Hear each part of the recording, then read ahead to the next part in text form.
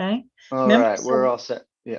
Members of the subcommittee are hereby advised of their duty under the State Ethics and Government Act to avoid conflicts of interest and the appearance of conflict, and are instructed to refrain from participating in any matter coming before this subcommittee with respect to which there's a conflict of interest or an appearance of conflict. Anyone have a conflict they wish to note at this time? Seeing none, we're going to go ahead and continue. You can just let us know as you go through the meeting. Thank you, everybody, for joining. I really appreciate it. Our first item for business is sort of review and approval of our report from our last meeting. I don't know if everybody had a chance to look at it. Does anybody have any corrections? No. Okay. Then we will consider that approved unless someone speaks otherwise. And we will just move into our new business. So you remember from our last meeting that there were several items that surfaced from our conversation that we wanted to follow up in this meeting. And our first one was we had asked Anne to do some research about the trust account audit programs or review programs, as they may call them at other state bars. I thought that was real interesting. You have the written report, but I might just ask Anne to give us a quick little summary. Okay. So I did not hear back from 4 states. Actually, I forgot to list New Jersey. And I actually had a follow-up call this morning with the person from the Delaware program. And essentially, and of course, I guess it's sort of relative to the size of the states, but most states don't have a big audit staff. Like Connecticut has 2 full-time auditor positions. They only have 1 now.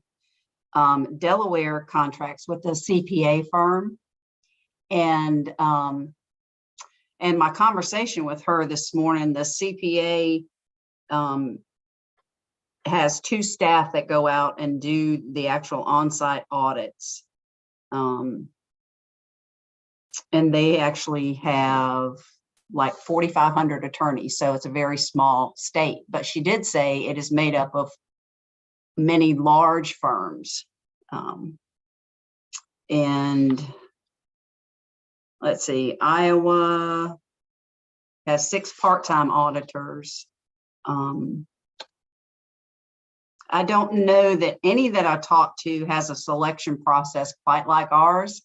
A few states have an annual certification that attorneys are required to complete to disclose what trust accounts they have. And then, like in Delaware, they have a compliance certificate that the lawyers have to complete to tick off items that, yes, they do this in their trust account procedures. And then there are red flags if an attorney can't check something that they understand or complete. And those red flags are followed up on first by the staff in Delaware, and then if an audit is necessary, by the auditor. Let me ask you a question. You know, one of the reasons we wanted to check with them was to find out how they randomly selected trust accounts. And it seemed like you got the most information on that point from Connecticut. Yes. And yes. I thought maybe you could tell us what it is that they do. Okay. That one, I'm not even sure if I really talked to someone, but it does say that they're the first, this is from their website, I think. Okay. The computer selects a trust account number randomly from the attorney registration information. So again, the attorneys are required to register their IOLTA accounts or trust accounts in an annual certification that they have access to, whereas ours, IOLTA only has access to that information. The attorneys, well, I guess therefore the audit team determines which attorneys have reported the select account number on their registration. So I'm not sure if there's a selection process after, like, based on certain things, how they select those. That's interesting because, of course, if you had a firm, you'd have a number of people that would report that account Yes. account number. And then it looks like it almost says each attorney would receive a random audit notice, but I don't know.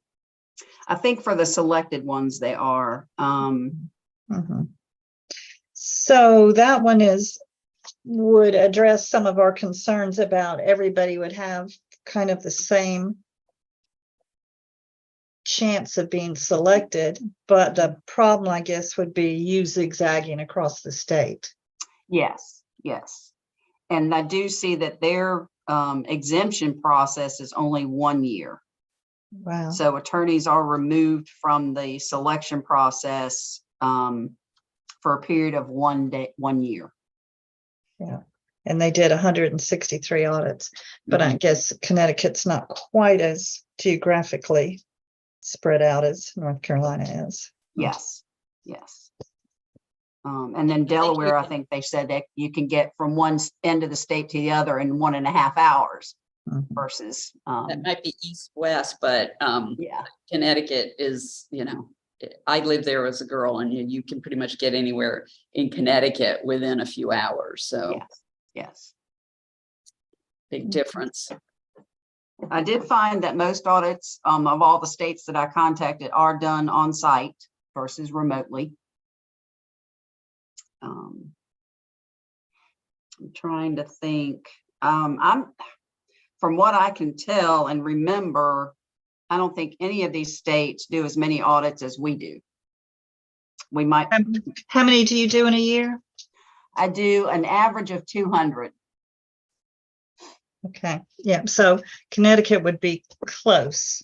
163 when they had, because they're only one auditor right now. Right, right.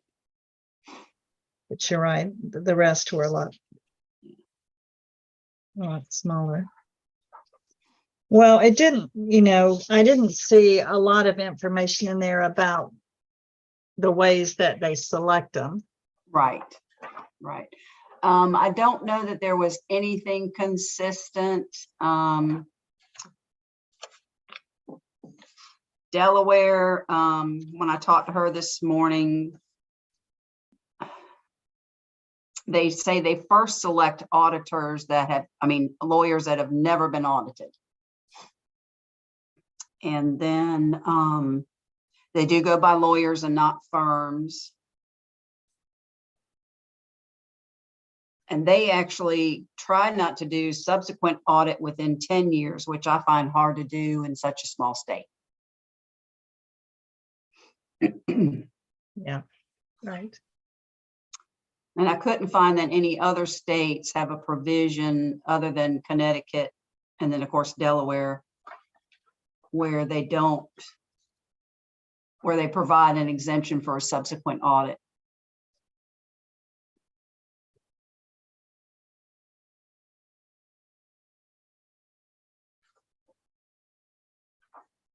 Does anybody have any questions for Anne about this information?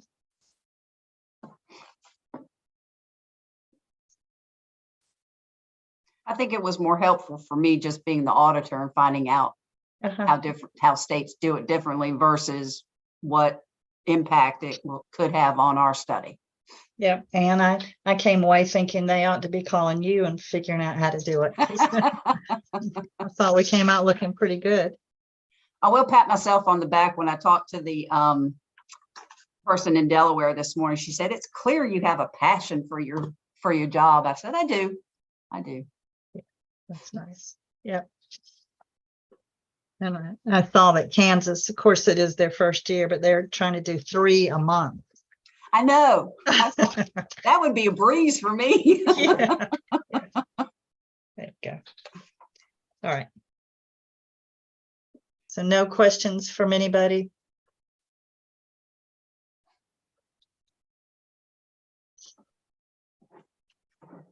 Okay, our next item was hearing from Peter, about maybe some of these alternate models for random selection, which seems to be really sort of the biggest concern. Yes.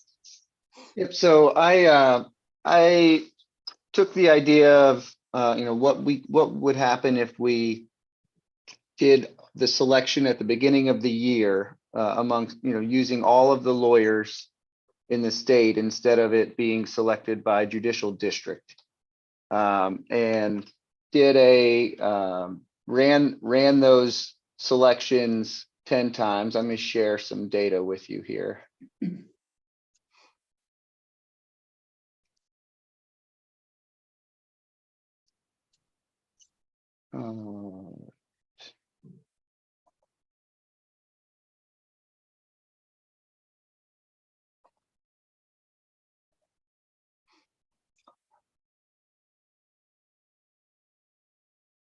Drag my Excel screen.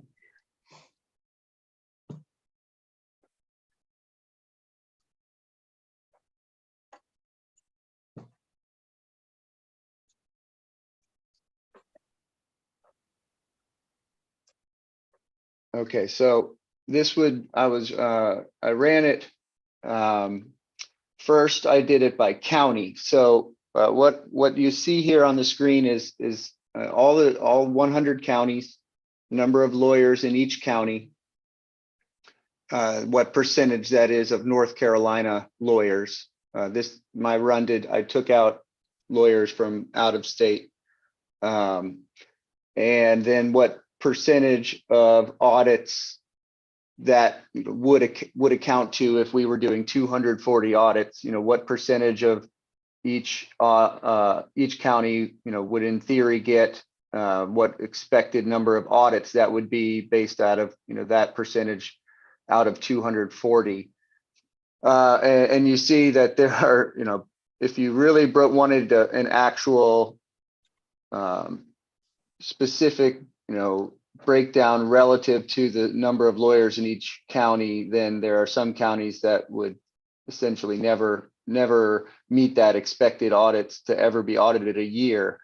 If you scroll down to some of the bigger counties, you would see that Durham would be about 13 a year, Guilford 14 audits a year, and then Mecklenburg and Wake essentially an entire quarter's worth just for themselves at almost 60 audits a year if you were to break it down precisely by the number of lawyers in each county.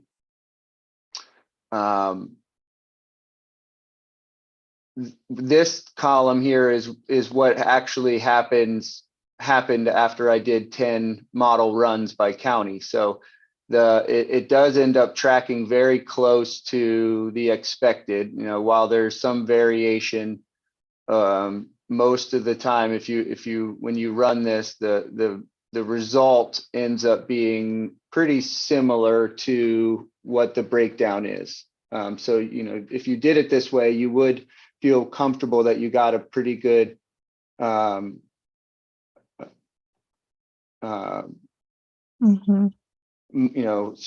full extrapolation of what the state should be when you look at these audits.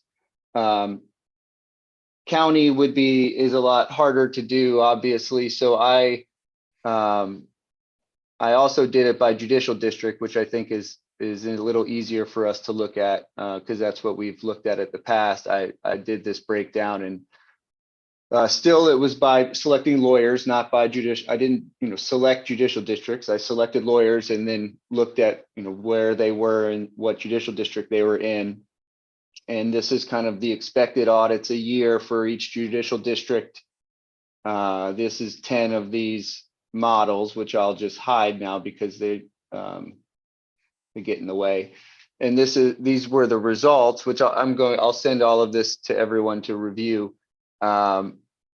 This would be the results for each, the average annual number of audits for each district.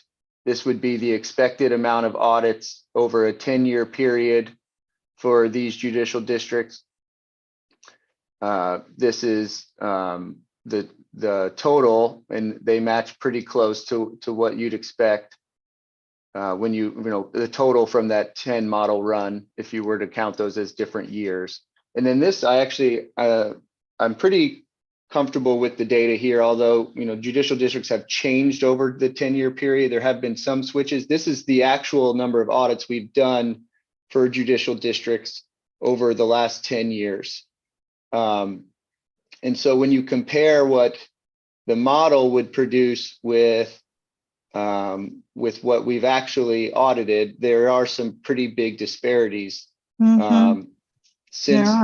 Since 2013, these are the percentage of audits that we've done in each district out of the total number of audits we've done.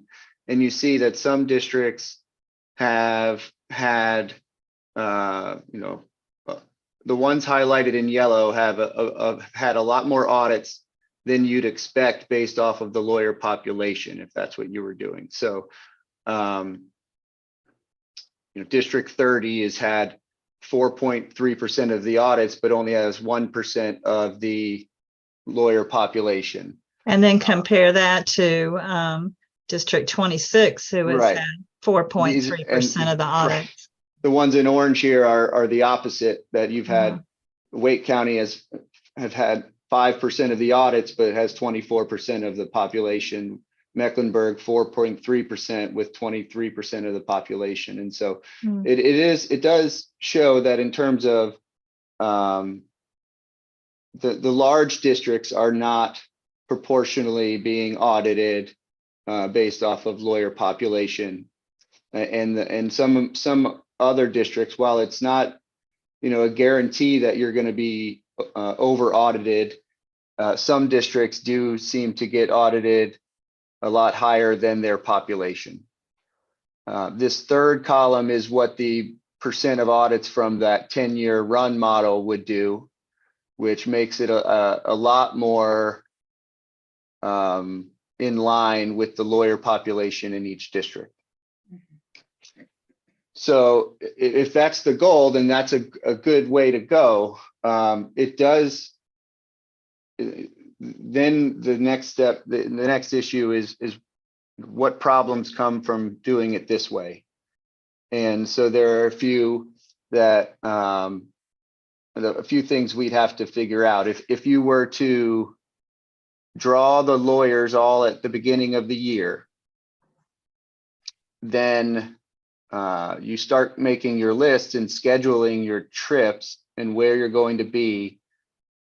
You have to then go through and contact the lawyers. So when do we contact them? Do you contact all of them at the beginning of the year so you can finalize your list? Because you have to start canceling out the ones that don't have trust accounts and all those kinds of things.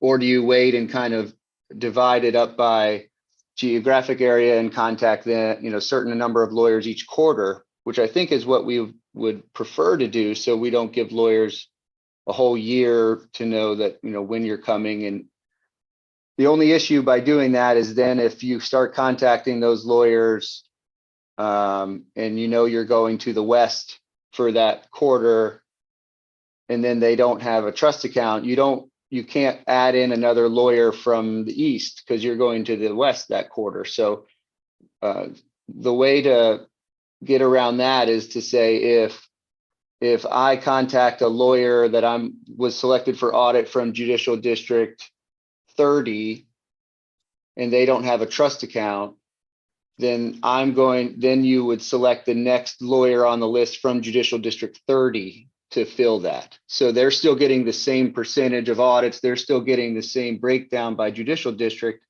but it would allow you to keep your travel plans and fill it with someone in the area. Because I feel like that could be a significant issue in terms of scheduling, is if when you're trying to schedule these audits, if you have to fill it in with another random lawyer from another area. That is all based on if we want to do all this by quarter, instead of this just being a rolling thing that is really you get to them when you get to them, when you can schedule them. And that would be a totally different idea than what we had been doing in the past. I put this all on a map. And I'm still working on how, like, what would be the best breakdown for kind of a planned quarter. If you look at it, 200 audits reside in these two areas. And really, if you took this area here and this area, just Mecklenburg, I mean, you're probably looking at almost 150 audits just in these two areas, especially if you add in Forsyth. So if you just had, Guilford, Forsyth, Durham, Wake, Orange, and Mecklenburg, that's probably 150 audits right there. So you could probably each year do 2 of your quarters just in those 2 areas. And then you'd have to figure out a way to travel this whole area for another quarter, or set things up because you might have 1 audit here and 2 audits here and 2 audits here. So we would have to come up with the best way for planning that travel, and maybe setting up certain number of remote audits in some of these areas, so you don't have to travel to a whole new geographic region just for 3 audits. It might be that some of those are done remotely to try to offset some of those travel issues. But Peter, yeah, sure. does it matter? You had at the next item whether we would leave it at 3 years. Would it matter on scheduling with this model if that time period is changed? I don't mean to jump ahead, but I'm trying to. No, I think that would just change. Someone would get skipped and you would add in a new. I think in this model, you would take out the judicial district kind of exemption from it completely. And so it wouldn't, since you're selecting from all the lawyers, I don't think you would then exempt the judicial district from being audited again, because you're really just doing the whole state each year. And so I think that it would be. No, I mean, but would the lawyer say if we adopt a model like this and law firm A is done in 2024, then would they be exempt? Yeah, I think you would keep that exemption. Yeah, I think that exemption you would keep. Yeah, that exemption you would keep. I don't think you would. I don't think there'd be any kind of exemption or time off for any judicial district. But I think the lawyer exemption has there's no reason to change that. The 3-year exemption for the lawyer. Yeah, I agree. There's no way to, there's just no way to say every single lawyer has the same chance of getting selected, just simply because of firms, I think. But that skews it. If I'm in a firm with 100 people, I'm just not going to get audited every 3 years. My trust account might. Right. Yeah. And if you're in Wake and Mecklenburg right now, you have a very low chance of getting selected just based off of numbers. And in this case, you would have a more equitable, fair chance of being audited if you were doing the draw like this from the beginning of the year. Right. And what we said last time, some people said was, even if it's perception, to say to folks, look, this is how we're doing it. It feels fairer to people. And we would just have the quarterly reports of audits, it would just say, I think Ann's report would have to change. It's not going to be based off judicial district. It would just say, I did these audits this quarter. These were the results. And she might end up being halfway through her Mecklenburg audits at the end of the quarter. That doesn't, and then just go back there the next quarter. I don't think it has to be you complete an area necessarily. It would just be the best way to have it scheduled for all of these lawyers to get audited throughout the year. And I think the remote audit will have to come into play with some of these areas if it just doesn't make practical sense to drive to Washington County to do one audit. Right. You know, we could bunch, you know, you'll have a fair amount in Wilmington, you'll have a fair amount in Cumberland. You could do that area in a month or, you know, a few weeks there, but some of these places it would make more sense to do a remote audit and then maybe switch around every year to which one of those areas you'll actually drive to. And so you say, okay, we'll be remote in the Northeast this year, and I'll drive out to the mountains. And then next year you say, I'll be remote in the mountains and I'll drive out to the Northeast. So people can still get that benefit of the in-person audit if we feel that there's certain value to that from time to time. And is there any impact on the audit system that you're discussing now from the lawyers that are known to the grievance committee for non-compliance? How do those numbers factor in, if at all?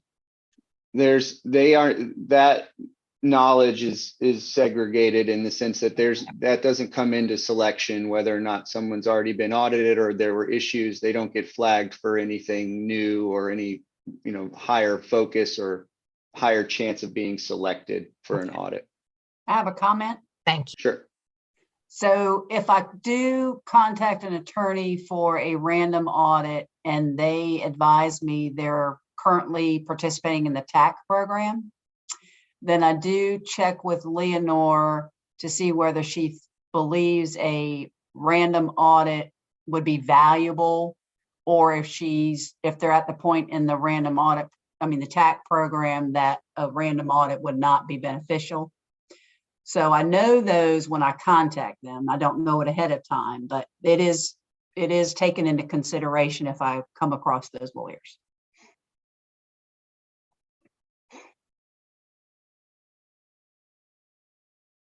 Okay. Does anybody think it would make any difference if you did kind of like Connecticut and you started by looking at trust accounts instead of lawyers?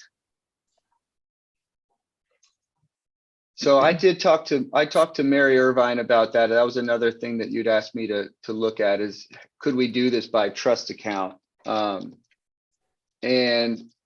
she provided me with information that their system has 11,814 active trust accounts in their system.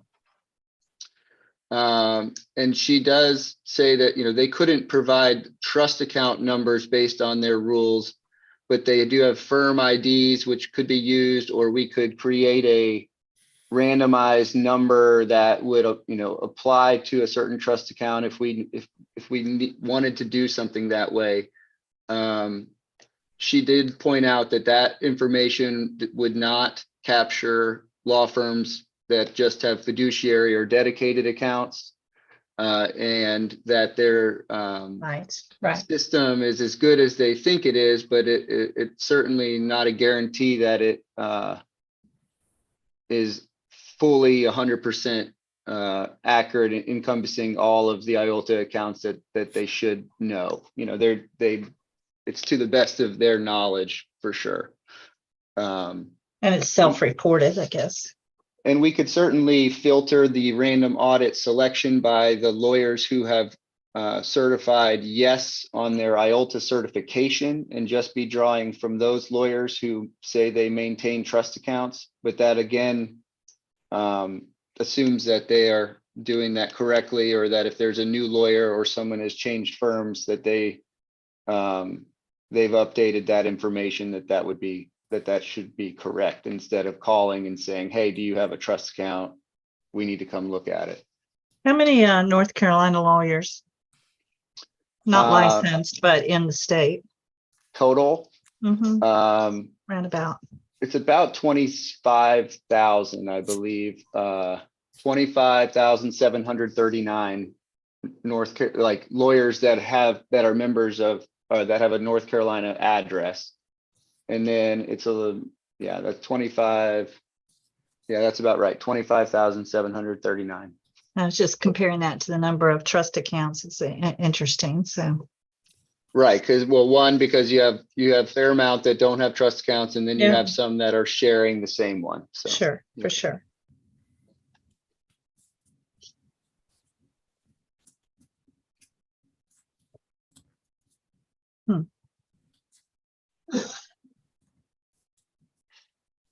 Any other questions or comments, discussion? I mean, what do you all think about kind of moving to a system like this? Is there anything else we need to know or talk about or look at if we're gonna? I want to Make ask a another proposal? question. Peter, you mentioned using the self-identification of lawyers with trust account as they fill out the IOLTA box on the form. Is there, would that mean too that failure to say that your firm has a trust account could be a violation of the rules or something? I don't know how that factors in, but I'm not sure. I would leave that. I guess that's a question for Catherine. Has that ever been an issue in terms of a discipline issue or anything like that for someone who was dishonest with what they put on their IOLTA certification? mhm. I'm not aware of us ever having that allegation, but certainly if that allegation were to come to us, we would open a grievance file and look into it because of the obligation to do it and the potential false representation. But I don't know of any case where we've actually had that. So it's not common. Right. And do you ever just uncover that when you're doing an audit? Like find out that there are trust accounts that haven't been reported to IOLTA? No, not really. I do, when an audit is scheduled, I do check with IOLTA, and they do provide me with the trust accounts that they have registered for that lawyer or firm.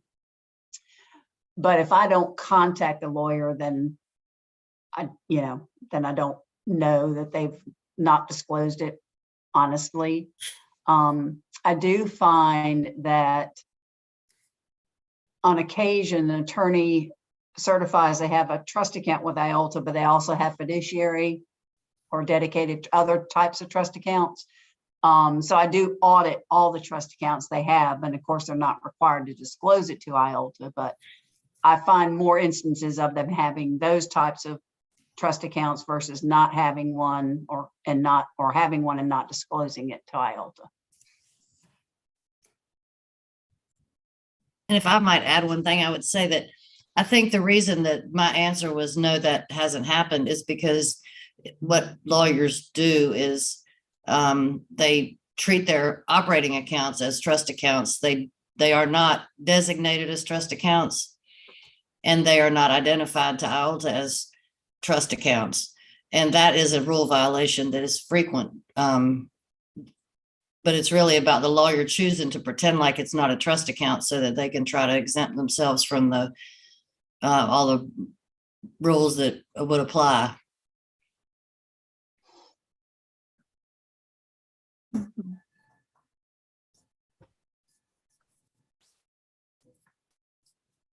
In terms of next steps, I think I would just kind of like to poll those on the call and see if there is an interest in saying that we want to pursue this sort of statewide method of choosing. Because if so, then I think what I'd like to do is ask the staff to really kind of refine the procedure and come back to us with a recommendation. Maybe even just do a pure test run and see what happens. But anyway, I don't know, Eddie, what do you think? Yeah, I like the information that Peter had developed. And I think when you start looking at the audits and how they were allocated among counties or lawyers versus districts shows that there is some inequities built into the system as it, is currently operated, not by design, just kind of that's the way it worked. And I'd really like to see, and I think, and Peter working with Ann, trying to figure out, as he was discussing, we can do some, quarter up the state somehow so that you could at least be operating in areas and not, having people running from one end of the state to the other just because that's what the list said they had to do. But really to try to develop, that model that Peter was looking at as far as just a statewide selection process. Probably going to have to figure out some way to spread it out over the course of the year a little better, but yeah, I'd really like to see how that can work, and like you said, Barbara, maybe even to the point of doing a test run or two with it to see how it actually played out. Julie? I'm Julie fine was- with oh, getting, okay. I'm fine with getting, I got the sound issue resolved. Okay, I was great. logged in twice. That was the Oh, problem. Because I had a picture, anyway. I'm fine with us trying to come up with something that is fair across the state. I think that's a good thing, to be fair across the state. I want to see how, I'm not convinced that these numbers make it fair, but I think we run it out and see. And I think the only way to do it is to run a test run and see what it does. And then we might have to tweak it some more. But I agree that it should be fair across the state.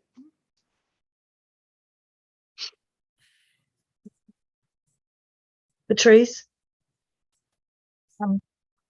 Well, 2 points. I would dovetail on the disparity of the districts being audited, and it may mean tweaking the frequency that the firms are considered in order to give that sense of equal opportunity to be audited. And that's my second point, that I think if it's spread out across the state, that it helps to eliminate the perception that certain firms or certain districts are being targeted or unfairly visited so frequently. I know in my head, I'm sure it has nothing to do with anything, but I keep thinking every 4 years, we're dividing the state into 4 districts. I don't know, just all seem to have symmetry, maybe to switch it to 4, but that's something I would kind of like to be part of, perhaps a recommendation that comes back. Yeah, I think that there's something with me as well, Barbara, that suggests that maybe the frequency could be tweaked just a tad bit. Mhm. But when I heard Peter say that there were these small districts that are audited a lot more than, say, the top 2, I think they're 5% of the audit. Is that what you said for Wake County? And Mecklenburg is 4.3% of the audit. And they have so many more. They have more lawyers in those than probably 20 districts combined. I don't know. And we'll never get it. It'll never match up exactly because Yeah. for all these other reasons, the not having a trust account or the being in a firm, but I would expect it would be closer. I would think so too. And that to me would improve the perception that the lawyers have, and perhaps calm down that fear or some sense of inequality. Yeah. Z, thanks for joining us. What do you think? I think I've missed a major part of the discussion, but if we're talking about a statewide system as opposed to what we have now, I'd certainly be in favor of that. We are talking about that. And Peter had shown us some numbers where just what Patrice was saying, that when you look at, for a variety of reasons, but when you look at actual audits over the last 10 years, you would have, say, over 20% of the lawyers in Wake, for example, and they would have about 5% of the actual audits. So if people were to see that, it would feed into their perception of unfairness. Yeah. Kevin, I don't know if you were able to see any of the information or what point you joined. Yeah, Kevin put in a chat, said his mic and video were not working very well, but that he'd be in favor of pursuing a statewide Okay. selection process and trying to map that out. Perfect. I thank you. think that is one of the things that we would need to try to figure out is continuing to look at how you could travel the state and put it together a proposed process for how that would work, and the proposed process for setting up which areas would be remote audits. And in I think you yeah. might have to do some trial runs and just pop the names out and see. I'd love to hear from Darren, just if you're able, if you're in a place where you can chime in, since I know this has been something we've been sort of interested in.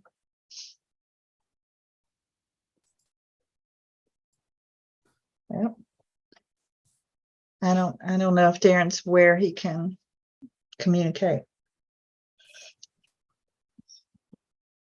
And any of the rest of you staff have concerns about continuing to explore this?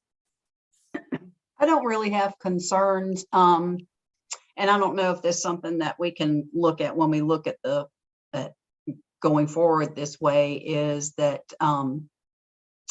when the judicial districts are selected every quarter by the computer program that we use, I do find that Mecklenburg and Wake don't seem to come up in that 6th district selection very often. And so I think that's a result of some of the smaller districts being audited more often. And I don't know that we necessarily have to plan the audits per se by district. I think that's how we'll have to do the selection, because that's the way it's better tracked in the membership database. But we can say, I think with the Excel spreadsheet or something, we can determine that, this, again, this is the spreadsheet I already keep, that this district was selected 6 times in the last 10 years or 20 years. And this district has only been selected 4, so we need to go there. And so I think that would bring Wake and Mecklenburg and all the other districts more in line of how often they are audited, not just the attorneys themselves. And I would just point out that the models that I ran and the runs that I did were just all the lawyers. Like I didn't, I didn't do any change to that list. The just judicial district and county things that I showed were just the results. So Okay. it was not, there was nothing based off of the number of expected audits that they should have.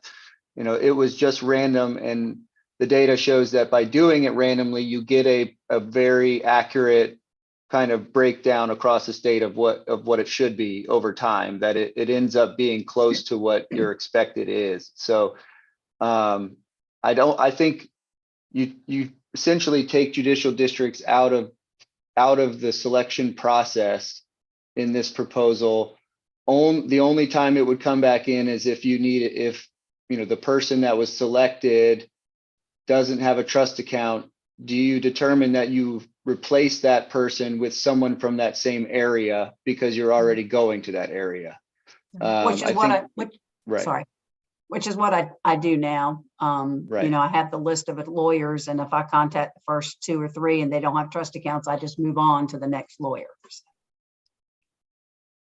Yeah, another way to do it, Peter, perhaps would be to over select at the beginning of the year in your initial selection from all of the lawyers, to over select, and then on a quarterly basis, Ann would start going through the list and eliminating the ones who don't have trust accounts, and then you'd go further down in the list.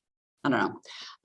Can I suggest, Barbara, it seems like there's pretty much consensus that the preference is to go to a process where we're using all of the lawyers in the state as the basis for the selection, as opposed to judicial district bar membership, and have Peter and Ann and I work on really coming up with a protocol that sets out the steps and then runs a projection to show as a sample example, and also kind of work through the mechanics of what would be involved in the scheduling process over the course of a year, to make sure that the travel requirements for Anne would not be, ridiculous. And I think we have something that's really kind of concrete that people can read and see the steps. And then we have a projection of how that would work. That would help this group. And I think then you would, if there's agreement that, yeah, we support this, then you'd have something that would be very easy for the full issues committee to understand at a presentation in October. Yeah, that's what I'd like us to aim for. So, leave us time to have 2 meetings if we need to. But I think that if we've conceptually, as you said, kind of agreed on it. So if you all can do that work and put it together for us, I think we'll be in good shape that would be the goal, to have a recommendation really by October. I guess my other question is there some sense that we need to be doing something else different with the random audit program? Or is the basic premise that this is a program that's designed to educate lawyers primarily? It occasionally turns up folks who have serious trust accounting issues, and it also creates a perception that, you better manage your trust account because the state bar may come visit you, which has an enforcement effect on its own. But are there other aspects of the trust accounting program that need to be tweaked or examined, or is this really kind of the heart of the problem, and we could say this is the recommendation going back to the issues committee? Anybody? My perspective, this was the heart of the problem. The issue about smaller counties in particular being audited more often, and the perception that the bigger counties weren't being audited, which turns out is not a perception, but an actuality, were not being audited most of the time. I think that was the whole thing. If we come up with this program where we do statewide, I think that really takes away that argument and should make it better. But I think overall our program is fine. And well, on the subject, maybe, do you have any thoughts about ways you think that you could improve the program, or that might make the program more efficient, that you'd like for the committee to consider? I do, and I can certainly put some things together. Absolutely. And now this would be the time to do that. But generally speaking, I agree that to me, it is sort of the education part of it is the most important. It's kind of like the PMBR, the proactive. We're not saying we're trying to sneak and find something that we can haul you up on a grievance for, but we're just saying we want you to get it right. And this is a tool in that. So for the next meeting, the staff will come back with this sort of formal protocol written out with a model projection plus a travel plan for Anne that would make it reasonable. And Anne will present on the things that she thinks could be tweaked about the program that would make it a better program. Yeah, and even in my own head, I didn't land on a preference for here, but Delaware, it says they call them compliance audits. I like that too. So even to thinking about something like that, on the one hand, I was like, yeah, the fear factor's good. But on the other hand, I thought that more accurately explained what it was, that this isn't like a full-blown, what people think of full-blown audit. It's a compliance or procedural audit. And Agree that's with what I do tell Barbara, them. because so many times we think of the state bar and from the private practice or the lawyer side of it as the popo and or the government.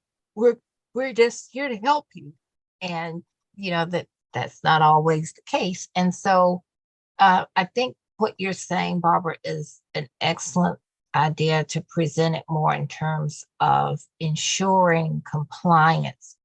And I would add to it as a way for the profession to be held in high regard by the public, that we're doing everything that we can to ensure that our lawyers are doing what they're supposed to do with with the client's money.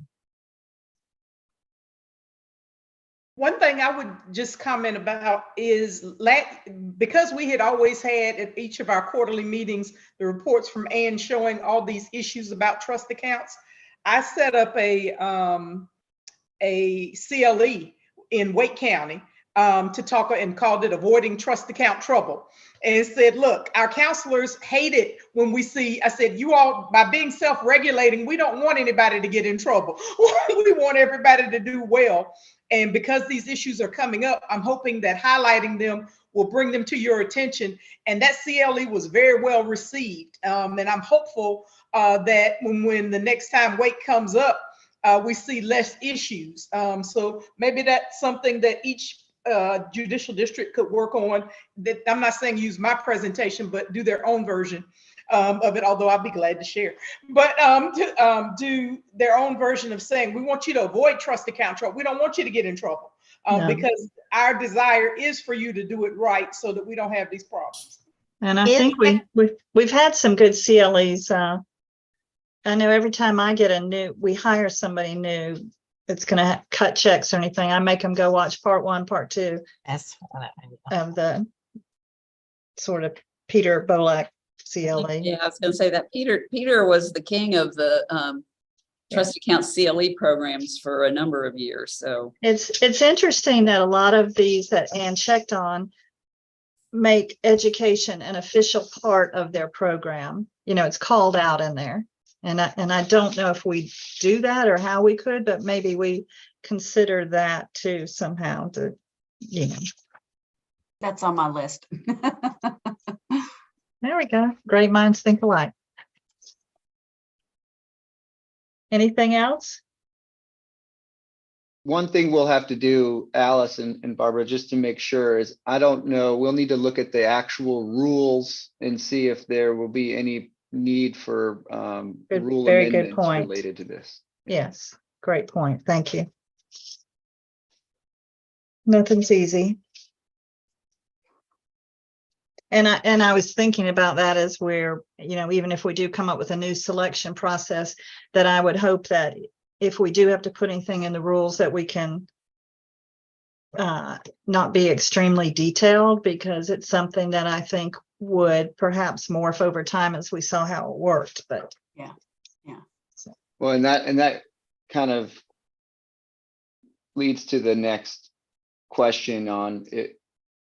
Time frame here. If we have a proposal in October, if it requires a rule change, that would make it difficult to do this selection, you know, change this process for Right. 2024. Okay. So, you know, October turnaround to January, you know, for Ann to even be able to set up this whole thing for the next quarter, that's going to be tight. So we'll just need to see what this, you know, what this entails to have this become effective for a beginning of the year selection next year. That's fine. I don't think we're in a particular time crunch. I think what's important here is that we've heard the concerns, we're addressing them, and, you know, if we're going to make changes, at least we can say that we will and let people know. I'm fine with that. there's something that tells me that there's not a lot of detail There's Yeah. not right now. I don't Yeah. think in the rules. it was a on this. policy. Yeah. And Yeah. maybe it should stay that way. I agree. Mhm. Yeah, we'll talk about that, Barbara, among the staff. Sure. Especially with Catherine's department, since they have the enforcement responsibilities. But I think erring on the side of not having a lot of specifics in the rules makes a lot of sense in this arena. So Okay. we'll have a recommendation for that as well for our next meeting. Anything else? You all are to the dot prompt. We're right at an hour. All right. Okay. So, I hope everybody has a wonderful weekend and celebrate Independence Day next week. My granddaughter's birthday is July 3rd, and she's convinced that the fireworks every year are purely in honor of her birthday. They are, right? Okay. Great. And thank you for the flexibility in changing to 11 o'clock. I had a medical appointment that had been scheduled months in advance. And if you know what that's like to change, and Sure. I It needed to worked out. have it. And the good news is that I'm healthy.